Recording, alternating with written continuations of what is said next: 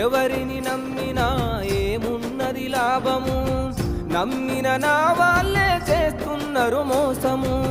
మనసుకు గాయము చేస్తున్నారు కొందరు, అవసరమున్నంత వరకే ఇంకొందరు.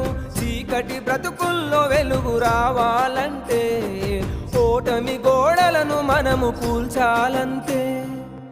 ఎవ్వరు నా వాళ్ళో ఎవ్వరు పరాయోలో, ఎవ్వరు స్నేహితులో ఎవ్వరు శత్రువులో, ఎవ్వరు నా వాళ్ళో ఎవ్వరు పరాయోలో, ఎవ్వరు స్నేహితులో ఎవ్వరు శత్రువులో.